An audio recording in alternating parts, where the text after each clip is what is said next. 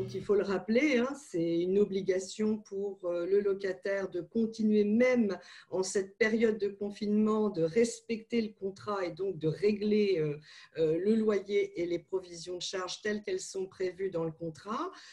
Toutefois, effectivement, il est tout à fait possible d'appeler son propriétaire et de trouver des reports ou un report d'échéance concernant les loyers et les charges, mais aussi de faire appel aux aides de la Caisse d'allocation familiale, du Centre d'action sociale, du FSL, d'Action Logement. Donc, il y a un certain nombre de dispositifs que l'on peut et que l'on doit absolument utiliser lorsque l'on est confronté à un impayé de loyer. Il faut, dans un premier temps, effectivement se rapprocher de son propriétaire.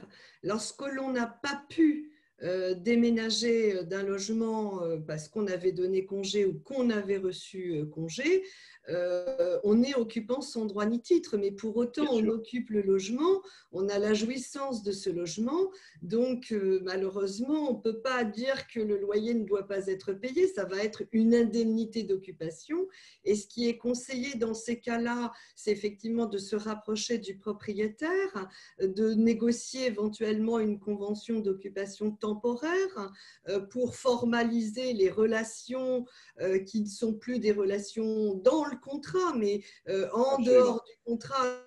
Donc, c'est utile voilà, de formaliser ces obligations-là. Donc, ça peut être l'occasion de signer une convention d'occupation temporaire, le temps de pouvoir effectivement, après sortie du confinement, eh bien, déménager, faire l'état des lieux de sortie et la remise des clés.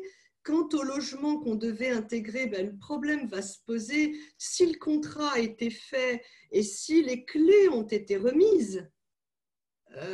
Logiquement, le contrat a commencé, donc le propriétaire, je dirais, il peut effectivement comprendre qu'on n'a pas pu déménager en réalité et du coup emménager dans son logement. Donc, il faut trouver effectivement une solution amiable.